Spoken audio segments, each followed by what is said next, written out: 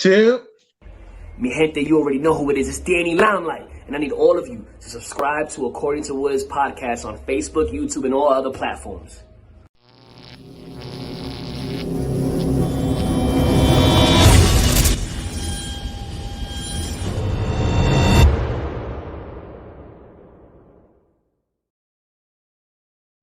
What's good, party people? This is According to Woods, and I have the honor and privilege of telling you, like, we've upped the production budget here because live from Australia, we have multiple-time Muay Thai champion Yolanda Schmidt. Yolanda, what's going on? Hi, thank you so much for having me. It's a wonderful day. I'm alive. I'm blessed to be here. Thank you so much.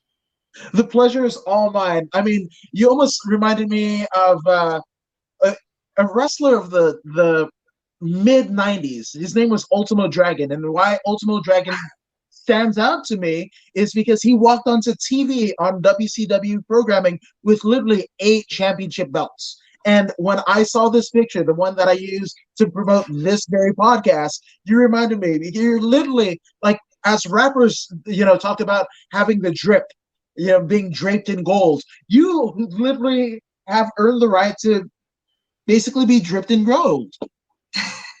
Thank you. I'll take that. I'll take that. I've worked really hard to get to where I am, and every belt, every medal, every trophy, I've put the hard yards in, and reaped the benefits.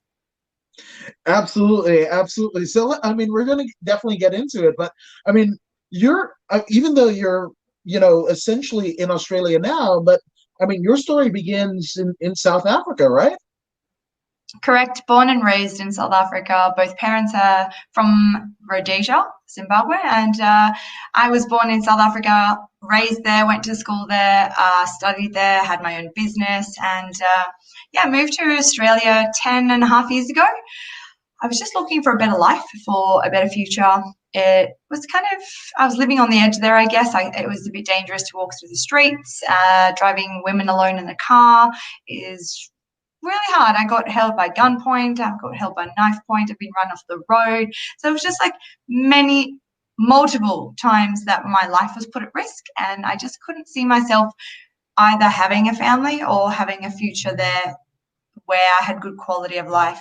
The standard of living there is really hard, and value of life is really low. So I made the decision to move across the oceans and start a new life. I sold my business. Well, I sold everything in my business and shut my business, and moved over to Australia. I started to study.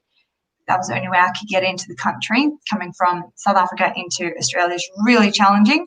So I studied for 5 years, and after 5 years, I got my residency, and then I worked as being a permanent resident for ages, represented the country multiple times, and then finally got my citizenship. So I am an Aussie citizen. Aussie, Aussie, Aussie. Oi, oi, oi. Yeah, man. Just saying. But it's brilliant, right? And in terms of, especially right now, 2020 has been a crazy, crazy year for a lot of us, right? Worldwide. Yeah. With the pandemic that's kind of ensued. But you kind of early on knew, like, this might not be the life for me. Like, this might not be the way, even though it's my home, my homeland, and what have you. But, like, the terms of, I guess, agreement or where your life is being put in a precarious position, like, that is quite sobering. Yeah, it was a big decision to make, but I was thinking of my future and my future family, if I had one, and the kind of life I wanted them to live and the opportunities I would want them to have, and I just couldn't see it happening in South Africa. And I'm proudly South African. My family still live there. I still have friends there. So my connection will always be South African, but I'm also proudly Aussie now. I think it's brilliant. I think it's absolutely brilliant. And kudos for you for realizing your situation, your plight, and figuring out a way to overcome. Where there's a will, there's a way. Absolutely, absolutely. Now, I mean, is that where your combat sports career kind of took a hold, or was it until you got to Australia that you kind of switch it? Yeah, it was actually after I moved to Australia. So in South Africa, I was more a competitive dancer. So I did dancing for up until that point, 10 years I had been dancing. And I had a partner who did more K1. And probably the week before I moved to Australia, I just attended a class with him. And I thought, oh, this is actually pretty cool. So when I moved over to Australia, I thought, well, I was studying dance. I was dancing up to 10 hours a week. And then I needed something to supplement my fitness. So I started doing boxercise at your local gym. And I just did that once a week, because that gets your heart rate up and you just get going. My fitness was really improving. But I got to the point where I was really grasping the combinations and things that they were throwing. And I started getting bored because I was a constant member there, and everyone else that came each week was new people. So we could never really progress and get more difficult. So I went and found a combat sport gym, and I did kickboxing and MMA and jiu-jitsu. And I thought, oh, I really like this, but I really purely did it for fitness. So I had no intention of turning it into a career. I was still dance orientated, pointed my toes the moment my foot left the floor, and yeah, very much a performance in dance. Now, I mean, it's kind of funny to me in terms of like people that come up, whether it be at other sports or other athletic endeavors, were there any carryovers from dance that you kind of took to your new life in combat sports? I mean, obviously it's a game of inches or millimeters, right? Or if Yeah, there's right? definitely some positives. So some parts of my balance from dance carried over. My flexibility was definitely a positive. The fact that I was used to being in front of people for performing for shows helped me getting into the ring and having a crowd to essentially perform for. So I didn't have that fear of having so many people watching me fight. So I think that helped a heck of a lot. With dance, my dance teacher trained us that you fake it till you make it. So you put this face on, and if you make a mistake in the choreography, it doesn't matter. You just pretend it was supposed to be that way. So, and I guess in martial arts, it also works that way. In the ring, you might feel like you're being pummeled, but you put that face on like, no, I'm winning this round. I'm winning it. So you're faking it till you make it. So I carried that over 100%. The dedication it takes to be a dancer is the same dedication it would take to being any athlete. You put your body through hell. There's lots of blood, sweat, and tears. So I guess just, the determination and the drive to perfect a technique, doesn't matter what sport it is, it's same. I love it. I love it. Now, there are more than subtle differences in terms of dancing, because of course the flexibility, the eyes on you, it's different. But I mean, of course you can, I mean, if you mess up a particular move in dancing, I mean, you're on hardwood, you can pretty much ball out pretty gnarly, right? But yeah, your first fight or even sparring, that had to be a bit unnerving a little bit, right? Because again, if you're looking at angles, right, and cutting them the right way, it's just like very, very finite where like you're okay and certain death. Funny enough, I was very against fighting when I first started. My partner wanted to fight, and I was like, no, you can't fight. You're going to get head damage, like brain damage. You can't do it. Don't. I was so narrow-minded, uneducated, and I really was so against it. So when I started training, I was purely training for fitness, and I honestly had zero intention. There's lots of negatives that I carried over as well. So angles, that took me a very long time to learn. So first fight, I definitely didn't have angles. I just had, I'm moving forward and I'm listening to what my corner is telling me. The moment my foot left the floor, I would point my toes. So any kicks were very stiff, I would say, and I wasn't really reaching my full potential with power, because little techniques like pointing your toes or relaxing your foot in a kick make the huge difference. So in my first fight, I guess I was nervous.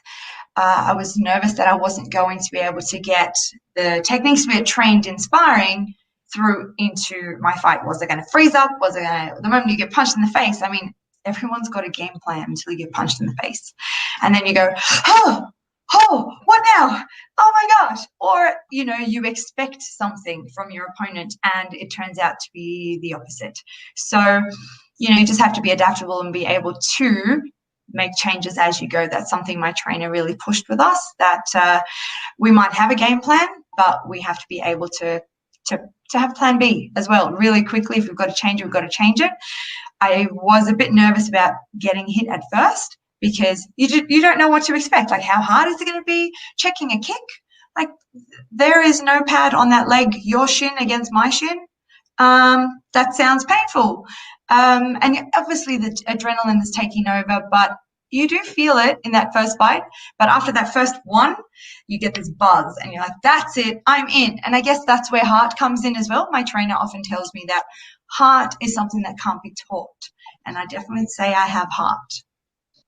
Yeah, you cannot teach heart or will to win, right? Because we've seen it time and time again, whether it be MMA, Muay Thai, or life in general. Like, the chips are down, and you would think that underdog is not going to rise above. And once you know who won the pony, that is the underdog that essentially becomes champion, literally and figuratively.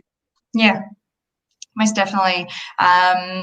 It's when you're really low or when you're really tired, to make sure that you can still keep pushing and working on empty when your reserve tank is all you have. I've seen it many times in the gym where I see people give up in just the sparring situation, and it's really hard because that's something you can't train. You can't train them to not give up. You can encourage them to not give up, but you have to have it inside you. 90% of it, that 10% comes from external sources. Now, that first fight, obviously you went from the cardio kickboxing kind of way of training to an MMA and Muay Thai gym. So I want to ask, like, was there a conscious effort where you're like, I want to do Muay Thai, or did you kind of sample everything that gym had to offer, do Muay Thai, do MMA, do boxing, and then kind of migrate to Muay Thai? It kind of started that I was doing all of it and I really enjoyed all of it, and I was just like mixing it up and learning the different techniques. And then the gym I was training at, my trainer tore my shoulder, got me in a Kimura lock and then did a forward roll, so Kimura sweep, and tore my shoulder. And 100-kilo man versus 55-kilo girl, shoulder gone. I was out for 9 months of like any training. I was dancing with my arm in a sling, and they wanted to operate, but we opted to do the recovery without surgery because I was really nervous as to what we have to do. And then after that, the surgeon said to me that I should stay away from ground game or anything like MMA or jiu-jitsu where I could get myself into those locks. So during those 9 months, I reevaluated, went, well, I should really like this, but the surgeons have said I have to stick with stand-up only. So I went, okay, right, jiu-jitsu and MMA out. So I started looking around and doing some research, and at that time, I didn't know there was a difference between kickboxing and Muay Thai. So I was doing kickboxing at the time, so I was not at all I didn't have the chance to experience knees and elbows because I just did kicking and punching. And then I found a gym close to my uni where I was studying, so I could leave from uni and go to training, and it was Muay Thai. And obviously I walked in there with a bit of a MMA stance from what I'd learned, plus my dancer hat on with my toes pointed and my really girly girl, and walked in and I wasn't never really girly girl, but I was a dancer. Walked in and my trainer said to me, are you here for fitness or are you here for fighting? I said, hell no, I'm not fighting. I'm here for fitness.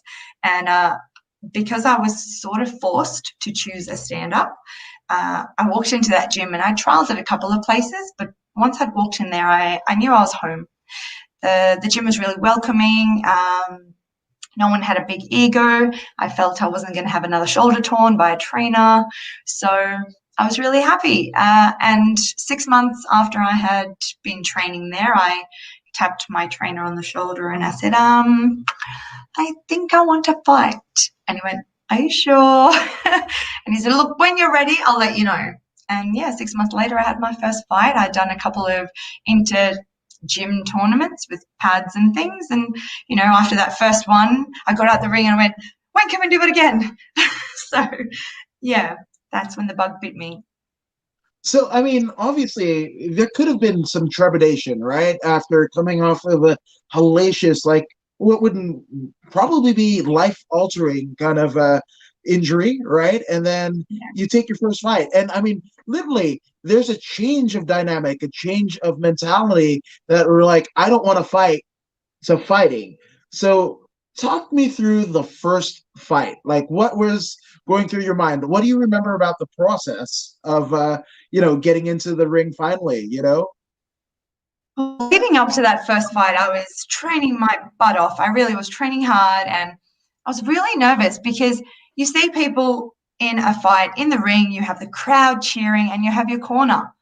The biggest fear for me was that I wasn't going to be able to hear my corner and hear those instructions, and then therefore disappoint my corner. That was probably one of my biggest fears, is getting in there and not hearing what they're saying, or getting in there and just freezing. So I got in the ring. I hadn't told my parents yet that I was going to change from being a dancer to a fighter.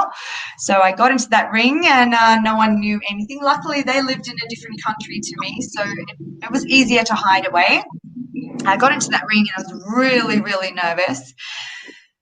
And the moment my trainer spoke to me, those last couple of words, he just completely zenned me. And I got into that ring and I was so focused. We did absolutely everything we had trained, apart from, again, like I said, we all have a strategy or a game plan, so we get punched in the face. And I think when I did get punched in the face, I went a bit spastic and, just like threw random punches and probably copped a lot more than I should have. But I ended up giving her a bloody nose. And I was like, oh, but I do remember in that fight, I pulled back. I grabbed her head and pulled her head down to go for a knee, and then realized what I was about to do. And I pulled my knee back and I didn't knee her in the head. Obviously, I should have, because had the roles been reversed, she would have actually kneed me in the face. But that's when I realized, like, oh, I could actually do damage to somebody. And I felt really bad. I won that fight by TKO, which was fantastic. And my first fight was the day after my birthday. So my weigh-in was on my birthday. So it was a fantastic birthday present. But yeah, after that I went, okay, well, the realization is I myself can get hurt, or I could hurt someone else. And I had to just go through that process of going, well, this is a sport and I'm going into the ring to do a job. That's my job. When I get out the ring, I'm me again. So I'm not a violent person at all, but I train really hard to execute certain skills when I get into the ring, and that's what my aim is, to execute those. I love that. It's and most people forget about that. Now, obviously, people's whys are different. Ranging on. There are people that were just like lifelong fighters, and they're like, "Hey, let me just get paid for it," or there's somebody similar in terms of like mentality in the UFC, Uriah Hall, and he is kind of a world beater, right? I mean, can knock people like a stiff as a board, right? But he doesn't like to hurt people, and his career has kind of regressed because he doesn't like to pull the trigger. That it's kind of that watershed moment like you had with the clinch knee to the head, and you're like, maybe I don't want to do that, right?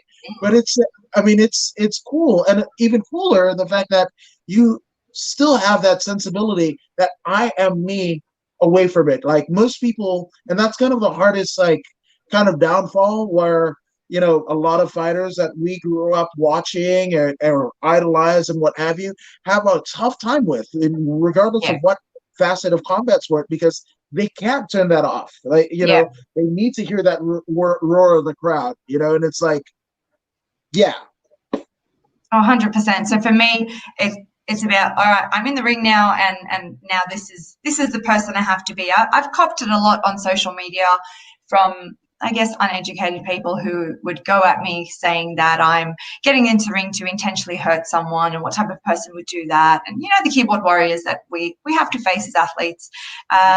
And essentially, she knows what she signed up for. I know what I signed up for. I could be on the other end of that too.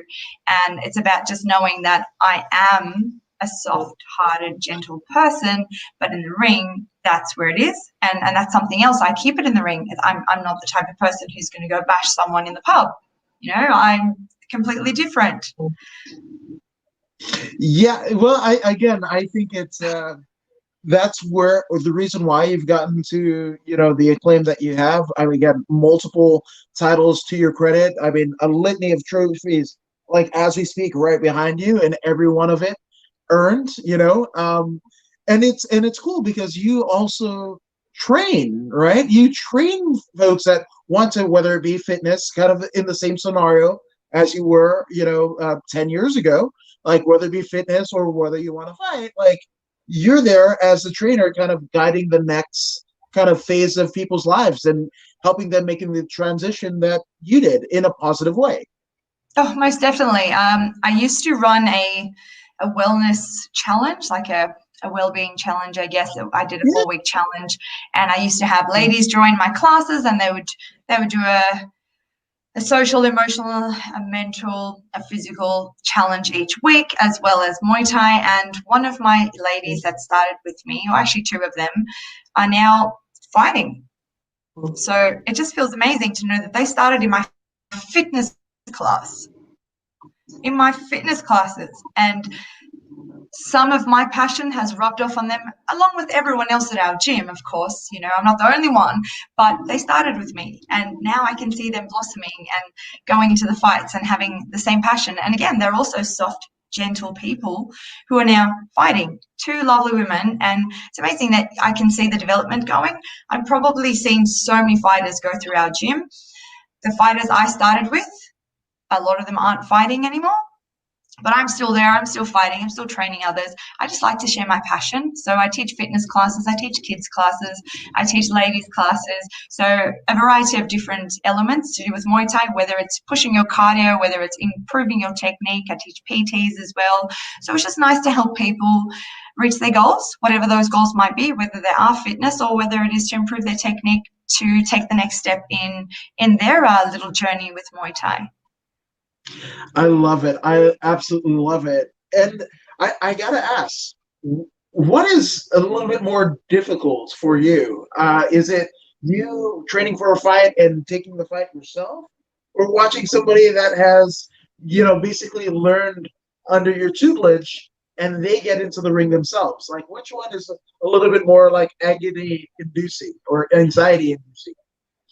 I myself haven't fully done a fight camp where I've been training someone and preparing someone to get into the ring. So my head trainers would be the ones. I'm just like an asset to help prepare them. So I've not actually prepared someone completely to be able to watch, but those I've assisted in their preparation for getting into the ring, I think I'm just as nervous as they are when they're getting in there, because I know how hard they've trained. I know how much sacrifices they've made to get to that point. There's nothing that can take away from the stress and what you put yourself through when you go for a personal fight. So for myself, the stresses are more when it's on me, but I also apply a lot of pressure to myself. So that's probably self-inflicted as well. I love it. I absolutely love it. And again, it's a crazy thing because I know folks that are fighters themselves, but like when they have somebody, the craziest dynamic is when there's a couple and they both fight, right? and then you can see like, okay, this person might be like a world champion in this respect, but like their nerves, they were like calm as a cucumber, but when their spouse gets in it's and it's either way. It's like whether it be male, female, male, or male, female, doesn't matter. Like, if they're close to you, it's definitely 100%. My head trainer says the same thing. When I'm in the ring, he's in the ring. So it's the same thing. If I win, he wins. If I lose, he loses. So it's amazing how much you invest into that person that you're preparing to get into the ring. So it goes both ways. Most definitely, my ex-partner wasn't able to watch me fight because of the fact that it made him too nervous. He just couldn't. So he could watch after when he knew I was okay, but he wasn't able to actually watch me fight. So I can completely understand that as well. It's the little nuances, that makes the fight world so interesting. Which you're involved in Muay Thai, right? Something that is steeply rooted in tradition, right? I mean, Yeah. literally, like you could tell the story of the country of Thailand every time Mm. that you see a Muay Thai fight, and more importantly, a Y crew, right? So, not for those who haven't watched a Muay Thai fight or what have you, like talk us through what happens in the Y crew, because obviously there's this kind of I guess it would be a dance to use the most layman's term ever, but a dance. But I mean, essentially, you're honoring the ghosts, and praying. But give us kind of a synopsis of like what's going through in the Y crew process. So I pride myself on my Y crew. It's I've won the best Y crew at the World Championships before, and it's amazing to be an athlete who is able to put all those traditions in. And my trainer is Thai. One of my trainers is Thai, Singh Payak, and he helped me choreograph and develop it. And generally, your Y crew is individualized, so yourself and your trainer will choreograph it together based on your style. And sometimes the things that come through are based on your fighting style or your personality. When you're doing the Y crew, it's one of the biggest parts of my fight. If I don't do a Y crew, or if I'm asked to do a shorter Y crew, it kind of impedes me a little bit because it digs into my zen. I get into the ring and the first thing I do is my Y crew. That zens me, but it's also me paying respects and thanking my trainers for all the training and the time and effort they've put into me leading up to that fight. It's also a chance for my body to warm up a little bit. Some of the movements I do is warming up my body so that I'm not stiff. But most importantly, it's calming me. It's the calm before the storm. So on a show where I'm not doing the Y crew, I'm a bit more jittery in that first round because I haven't had that zen. My Y crew has developed over the years. It started with a very plain and simple Y crew, and then as I've become more confident and not having to stress as much about the fighting, I was able to focus on the Y crew. So my first 3 or 4 fights, I didn't do a Y crew because of the fact that I was so nervous for a fight. We just sealed the ring and that's it. So we got in and went to the 4 corners and that was it because I was so nervous I was going to forget the Y crew. And it's personalized, it's yours. So yeah, for me, it's something that we pride ourselves on at our gym as well. We all do our Y crews, and we're very cultural. So we've got 2 Thai trainers at our gym. Our gym mum is Thai as well. So my head trainer is married to a Thai woman, and it's just we focus so much on the culture and really embodying it. So a lot of people that will watch a Muay Thai fight will be like, "Oh, just what is that you're doing? Stop! We just want to see the fights." But they don't really understand why we do it, and I feel it's rude that they want us to usher off the ring and start the fight. Yeah, those are usually the folk that are just like, just get up. Like those again. You alluded to the keyboard warriors, that don't really know what's rooted in tradition. But it's funny because when you get a traditional Thai crowd, right, that is used Mm, to it, you almost will get absconded by not doing a Y crew. Like it's a form of 100%. insult. 100%, and they will truly appreciate a good Y crew. So most definitely, if you've got people specifically either Thai background or they come from a gym that focuses a lot on the Thai culture, then yeah, it can't be frowned upon. Like, where was your Y crew? Like, what are you doing? Man, it's but I mean, obviously, participating and competing in a traditional Thai, kind of, I mean, cultural aspect. Have you been to Thailand to train? Yeah, I've gone to Thailand numerous times, and it then became a yearly thing. I also lived in Thailand for 3 months. I would have lived there longer if it wasn't for my being on a permanent residency visa here in Australia. I had a bit of some limitations in order for me to stay out of the country for more than 3 months. So I only did the full-time athlete for 3 months in Thailand, and it was great. Training in Thailand is different to here. So I mean, essentially, we train for an hour and a half to 2 hours, whereas in Thailand, you train for 3 hours in a session. Essentially, we do exactly the same stuff, but in Thailand, it's spread out and you're a bit more chilled in between and you do things slower and you focus a bit more on technique. But when you're training in Thailand, you have the time because it's train, eat, sleep, repeat. And training in Thailand, I've trained all over Thailand, and I can't wait for the borders to open. I need my fix. I need to get to Thailand. I need to train there. It's different. The culture is great. Being around the people is great. The quality of the trainers are amazing because a lot of them are current Lumpini champions. And you get to train and learn all these amazing techniques from the motherland. So absolutely trained in Thailand and will continue to do so yearly.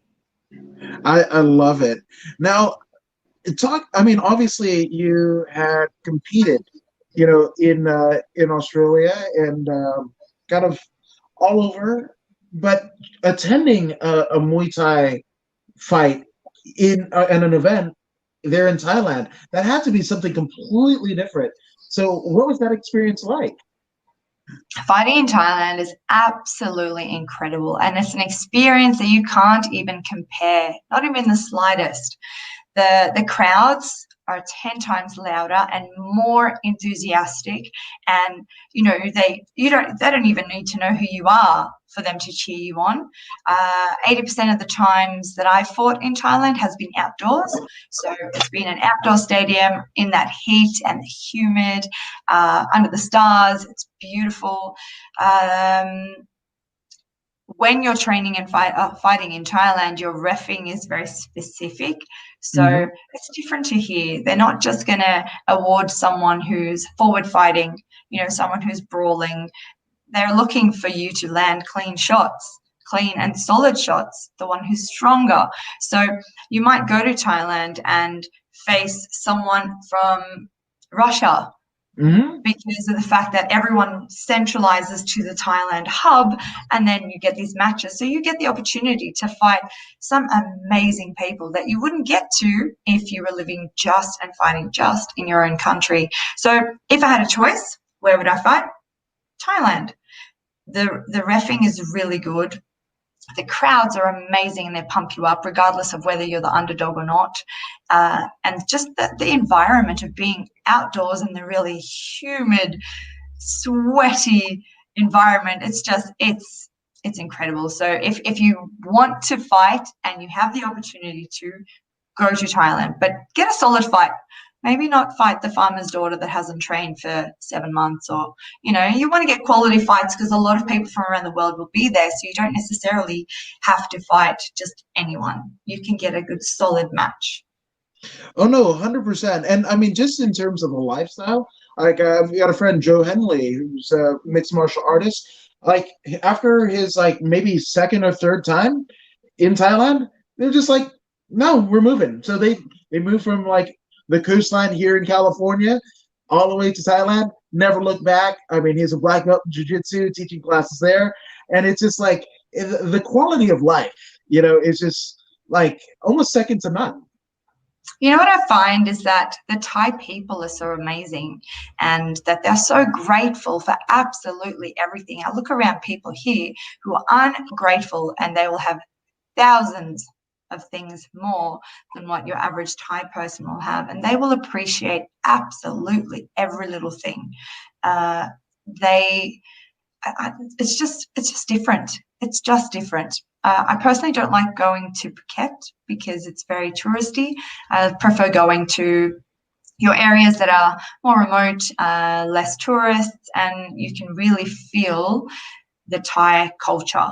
And, where Thai is spoken a lot more than English is, and you can just really be in that environment. So if I had the opportunity to move and live there, if I didn't have bills to pay, that would definitely be an option.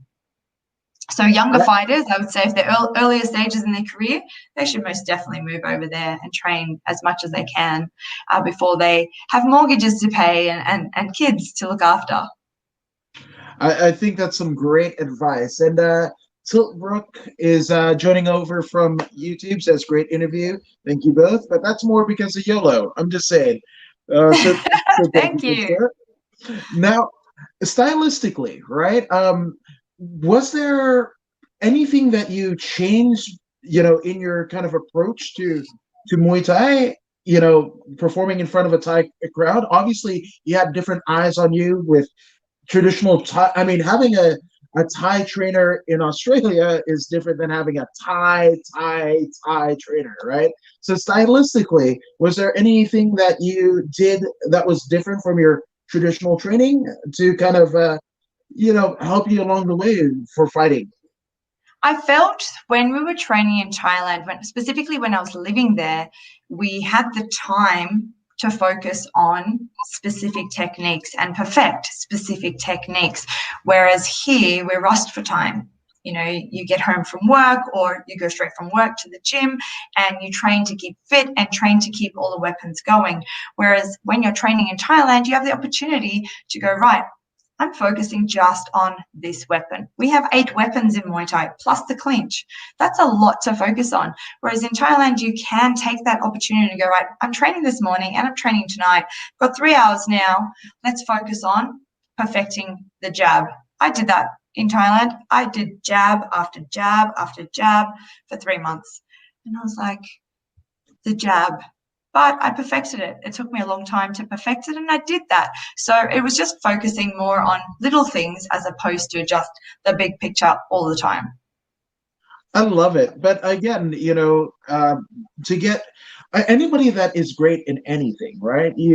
It's one who basically has a mastery of a large extent on some of the most simplistic nuances of their craft, So I think it's amazing that I mean, just even a simple jab, how you can take, like hours, if not days, if not weeks, just to perfect a jab, and the next time you throw it, again, it's a whole new life. Yeah, most definitely. And that's something that even in gyms here, you have the opportunity sometimes to do some bag work, but 80% of people will smash the bag in that bag round instead of going, well, let me just focus on that one technique that the trainer was yelling at me about before.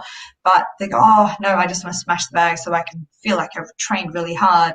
So it's a challenging aspect to take on, going, right, I'm going to focus on a technique. But my trainer has kind of reinforced that you fear the person who has trained one kick 1,000 times as opposed to someone who has trained 1,000 kicks. So I know I'm not a technical fighter. As much as I'd love to be that beautiful technical fighter in the ring, I'm not. So we always focus on what my strengths are as a fighter, and now and then we try and perfect specific techniques, but I'm never going to be a technical fighter as much as I want to be.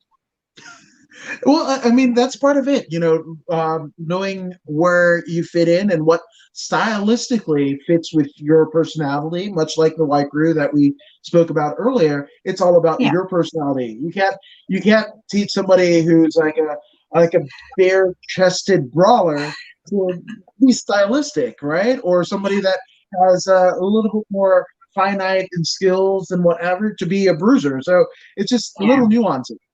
Yeah, most definitely. And also, I'm not Thai. I haven't been doing Muay Thai since I was 2. Here in Australia, kids are kicking the footy out in the playground or in the street or in the park. In Thailand, the kids are sparring at the age of 3. That's their fun. That's what they do. That's what they're exposed to all their life.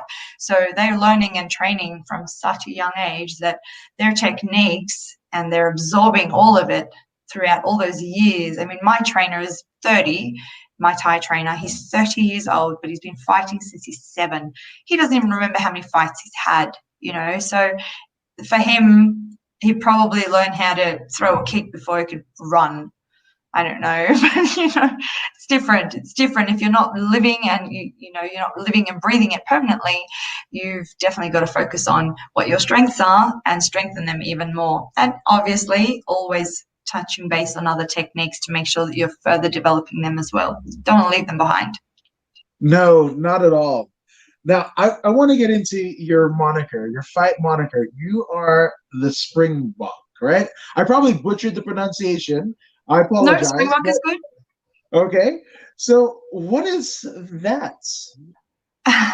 So South Africa's national animal is a springbok. And when we were raising funds for the first World Championships I was going to represent for, we have to pay our own way. So my head trainer, we had 3 girls. Oh, we were going to nationals. I lie, nationals, and we had to raise funds to go to nationals. And he created a poster for the 3 girls that were training for that, and they all had fight names, but I didn't. So he kind of just went, yeah, Springbok. And so I kind of just went with it. And then, you know, Springbok is known for its speed and agility.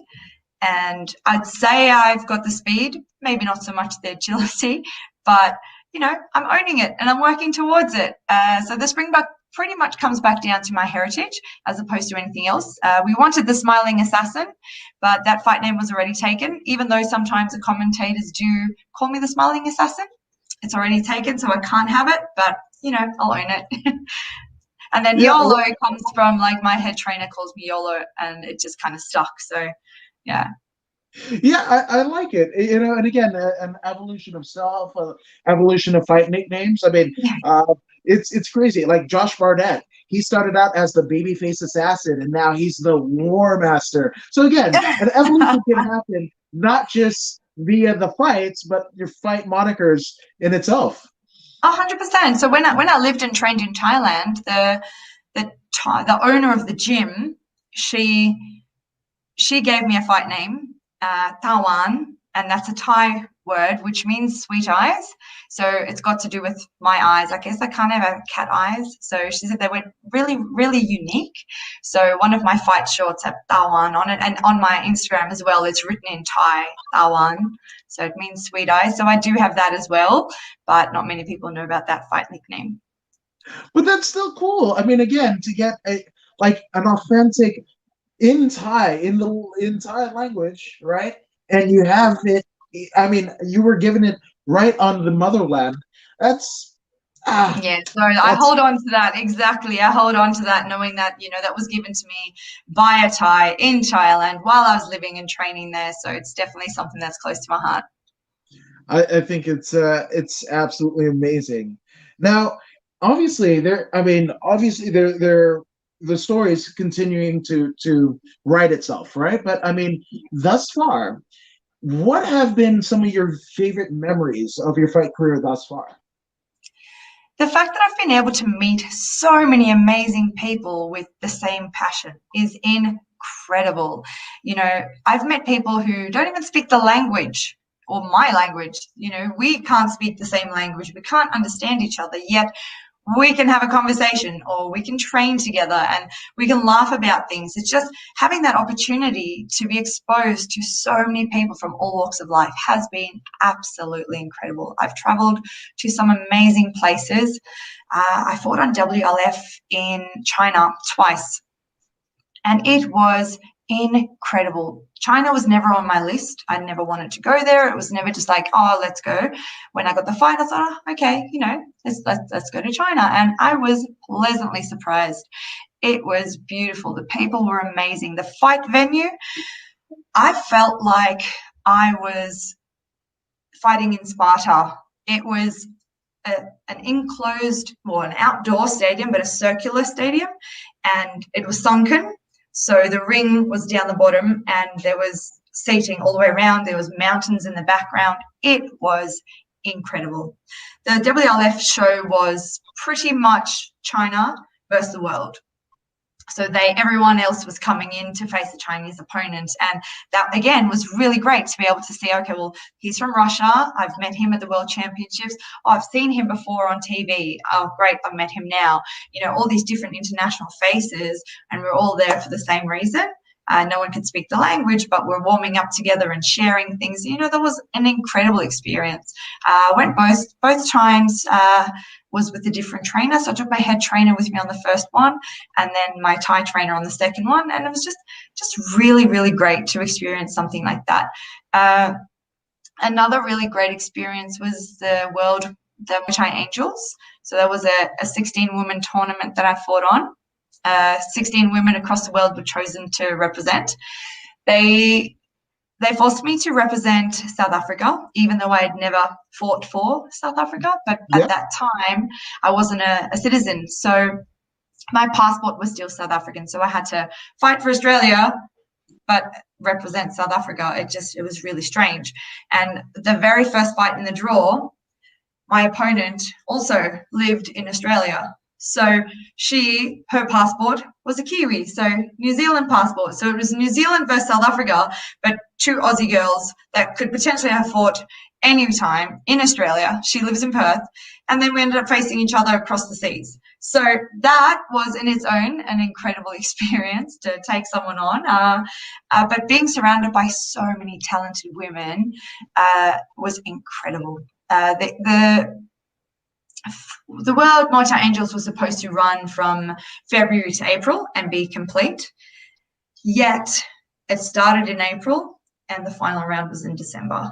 So it dragged out. So I had to make sure that I kept weight at a decent level. I didn't cut weight for that fight, so I went up weight class and I didn't cut weight. So some days I was eating breakfast before a weigh-in. So at first I probably didn't have as much confidence in myself as what my trainer did, because he believed from the get-go that I could win it. And I probably was focusing fight by fight as opposed to main goal. But yeah, it was such an incredible experience, because we got the first 2 rounds, we almost lived together like a big brother kind of thing. So we were all in the same hotel, we were eating lunch together, we were doing photo shoots together, training together. And then you didn't know which one you're actually going to fight next, because the draw hadn't been done. So it was an incredible experience, just going like, all right, is she going to be next? Is she going to be next? You just don't know. Should I be watching her training? Should I be watching her? So that itself was incredible. And that fight show, we had to fight with makeup on. That's really hard. I don't wear makeup during the week. So I go to work without makeup. I don't go to training with makeup. I don't teach with makeup. And then all of a sudden to fight with makeup, a full face of makeup. I was like, after one punch in the face, it's going to be gone. I don't understand. Yeah. So they just wanted to, I guess, beautify the women and, I don't know, portray us as strong and beautiful. But I think I can be beautiful without makeup. So, I'm not sure why we did that. We had to arrive at the venue a full hour before the time so that we could have our makeup done. So very, very different. But, essentially an incredible opportunity, full female fight show with 16 women, knockout tournament. So if you lose, you're out. If you win, you move through to the next round. The final round, I had 2 fights in the same night. I took on America. She was, So let's talk about that, right? Because Natalie Morgan, Lady Gillface, that's a friend. The Yard Muay Thai is like literally like 2 miles away from me, right? So I've interviewed her, Joe Schilling, and what have you. Because when you said Muay Thai Angels, I was like, I wonder if she knows Natalie. And yes, you won a decision victory over Natalie Morgan. It was a great fight. It was really good. We were training together, obviously, beforehand, but she also, when I was living in Thailand, came and trained at the gym I was training at. And I knew that she was in Angels, and I was like, I don't know how I feel about training with a possible opponent. And I tried to just train, but not show my strengths or weaknesses to a potential opponent. It was really tricky. And then now we're friends, which is great. But leading up to it, I was a bit edgy. I don't want to be friends with someone I'm about to punch in the face. I'll be friends with you after I've punched you in the face. Yeah. It was a really, really good fight. So we jumped into the ring, and she's got a great front push kick. Yes. So quick. And at the end of it, I said, luckily I know you go for pedicures before fights, because I ate lots of toes. So she definitely, it was such a good fight. I had a better clinch game than she did. So I guess that outscored her in that sense. But honestly, what a great fight to have. And after that fight, she just said, all right, now it's you. Now you got to win it for us. And I got this. So took on America first. And then after that, took on the reigning champ to go on and win that belt. So yeah, even today, Nat, I sent her a birthday message via video. Her husband was amazing and contacted a couple of fighters to create a video for her birthday. So I don't know how that video turned out, but I'm hoping it was amazing. So yeah, it's lovely to make those connections and lifelong connections, which Muay Thai has given me the opportunity to. Well, I'll go ahead and poke at Dustin because they've both been on the show. So Oh, there we I'll go. go ahead and, yeah, so I'll inquire. No worries. No worries. Let us know. Let us know. Now, obviously, I mean, you talked about the Muay Thai, Angels title, but your first title win, like, how did that come about? And I mean, how did you feel? Because it's one thing to compete in the very sport, but to win a championship, right? I mean, that is something that, again, you could run print ads, social media stuff. You could send back home to mom and dad, who might have been like, I don't like this decision that my daughter's making, but guess what? She won a title. So that first title, I mean, like, what were the terms and conditions of the fight, and how did you feel after you won? All right, we're talking about title belt or title? Yeah, title belt. My first title shot was in Perth on Nemesis. And actually, my name was mentioned in Google yesterday. Fight Mag actually spoke about that specific fight. So it's good that we're talking about it now. So it was for the WKN Australian title. I was nervous as hell because all of a sudden, now there's a belt on the line. It's not just any fight. And since that day, I focused every fight is a title fight. The way I'm going to approach my training is it's for a belt. It's for a belt. I've got to train hard because it's for a belt. But I put more pressure on myself knowing that I want to bring that belt home with me. The fight was in Perth, and I think it was my first time in Perth as well. So I didn't really know anyone. I didn't have much support that I thought, but it was really good. That shot, I went in with the game plan, and my opponent was quite bouncy. She very, very jumpy, and I was like, whoa, I can't catch you. Can you just like stand still for a moment? But I do remember that fight. I cut her with my elbow. So elbows are one of my I guess feared weapons. Yeah. I cut her a beautiful cut across the top, like probably about that big, a big gash. And eventually the fight was stopped because it was too much blood. The doctor checks it out the first time and went, right, you can still keep going. And I was like, yes. And I just listened to my corner, absolutely everything they said. Obviously, I was aiming for that cut after that. And I was just aiming to keep doing what I was doing because clearly what I was doing was working. So it was absolutely incredible to go all the way to Perth and alongside the person who actually got me into fighting. So Scott Wilson was also fighting on that show that night, and he's one of the boys who encouraged me to contact my trainer and say, look, I want to fight. So it was really, really great to, one, have him right there and then bring that belt home. Like, it was incredible. I think I had tears in my eyes when I won it. Oh my gosh. And then, I mean, again, to fight in the same card as, your central liaison who helped you get in, like, that's incredible. Yeah. I don't think, like, even the most ardent of Hollywood, writers could write a better story. It was absolutely incredible. So most definitely one of the fights I'll never forget. And I think that also then landed a good wedge in Perth as to, this is YOLO, remember her name, she's going places.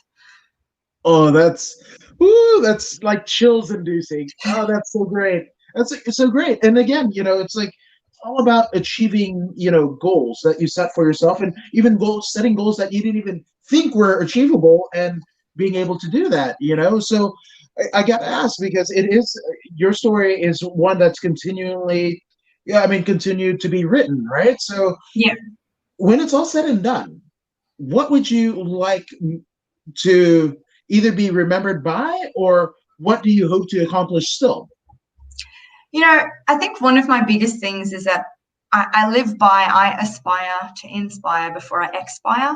Like, I just want to make a difference in someone's life, whether it is helping someone achieve a goal, whether it is getting someone out of a rut, whether it is leaving the impact on someone that whether you think you can or think you can't, you're right. I want to be remembered as the person who didn't give up. I want to be remembered as the person who smiled a lot. and just, you know, the sheer will and determination and tenacity that I have as a personality. I just want that to be carried along to other people. But most importantly, I want to be a role model to young women in sport. Any athlete, essentially, but specifically young women, because we're constantly put under that umbrella that we're in a manly sport.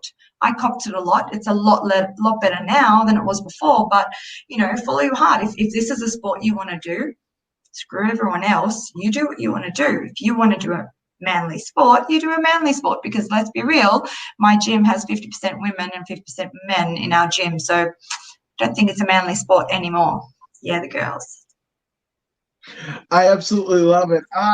You know, and it's crazy to think about, right? Even after, you know, you and Natalie, and there's a litany of other, you know, Muay Thai, you know, pioneers, and I mean, countless Thai women that have just, you know, set a trail that, I mean, I don't think a few could follow, right? But Yeah. it's crazy to think whether it be Muay Thai or even like the UFC, where Ronda Rousey, Chris Cyborg, Amanda Nunes, all of these names, right? There's names in every facet of combat sports, whether it be boxing, you know, MMA, jiu-jitsu, whatever, that are women, right? I mean, pre-COVID, the last event that I attended was a all-female submission-only tournament in Long Beach on the Queen Mary ship, and like literally like 3 to 5 days later, everything shut down here in California. Wow. So it's just cool that, again, even though it's better than it was, I would say 10 years ago when you started, or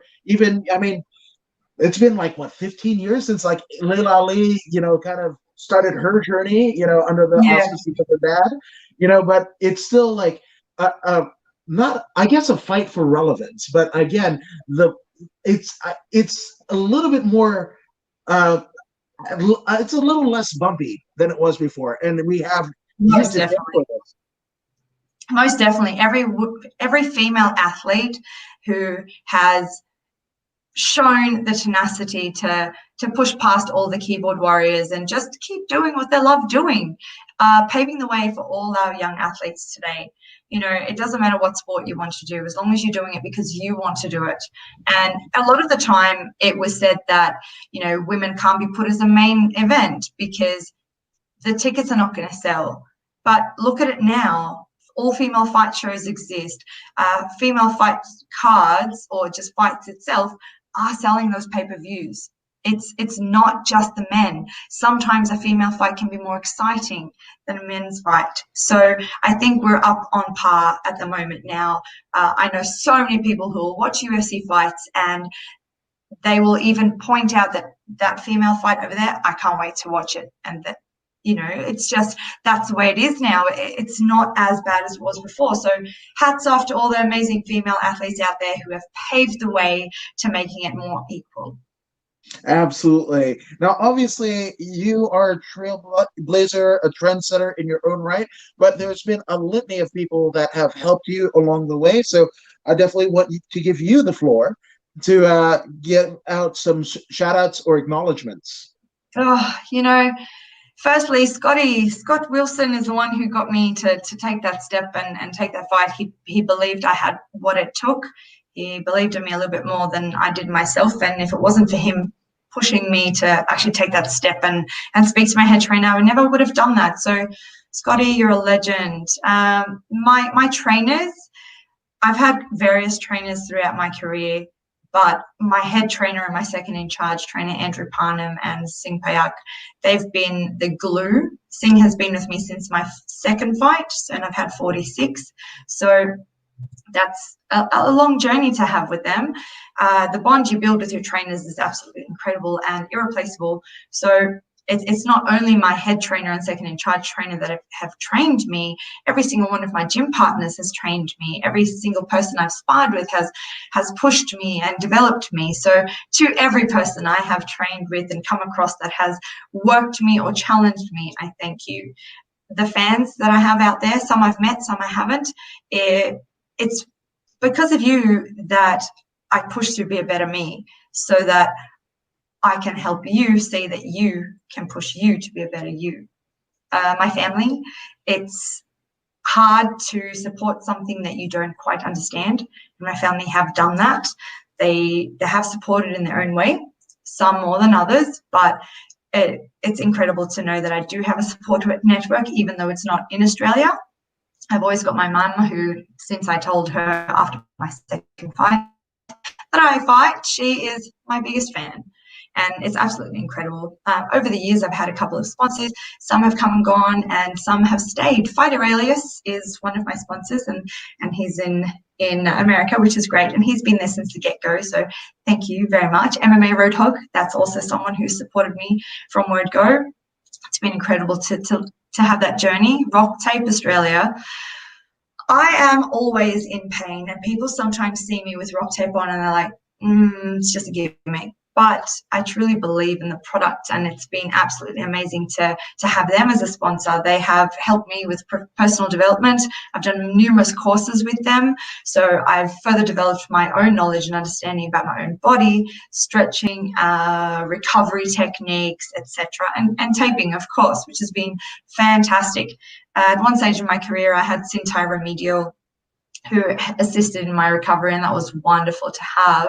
I now also have Fit and Healthy Chef, which is my nutrition, so helps me with my food prep and making sure that I'm getting the nutrition I need to supplement my hard training and the recovery that I do need.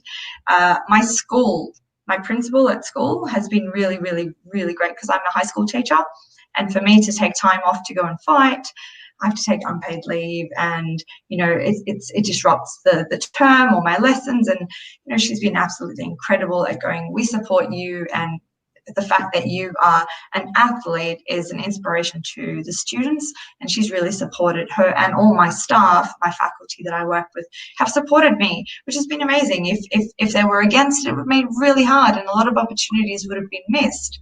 So I thank them for that most definitely. There's so many people to thank that I'm so scared I miss someone. People who send me messages during, I've been in a long recovery post-surgery, and I've had so many people message me with encouragement, and people who contact me for assistance. I love receiving messages when people are asking for advice or guidance, and I want that to continue. So I thank the people who have been courageous enough to contact me and have a chat or come and train with me. So yeah, it's just been amazing, and all these wonderful people such as yourself who have taken the time out to interview me and get to know me on a different level. So thank you. Oh, I appreciate it. I mean, again, the pleasure is all mine. But for those who want to get closer to YOLO, where can they find you on social media? So I do have Facebook, Twitter, and Instagram. I'm most active on Instagram.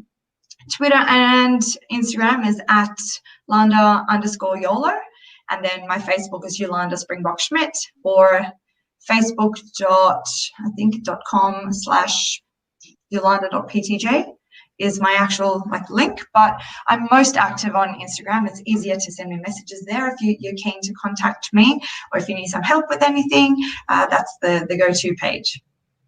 I love it. And I followed her. You guys should too. I mean, again, a multi-time Muay Thai champion, Yolanda Schmidt. Thank you so much for joining us here. And thank you guys for joining us here at According to Woods. And if you haven't already done so, we warmly encourage you to go ahead and like, share, and subscribe to this very podcast on both Facebook and YouTube. But I mean, Yolanda, you're subscribed, right? I'm subscribed. Dang right. Yes. And I too am subscribed. But if you don't take our word for it, I mean, here is Zeta Zhang to convince you.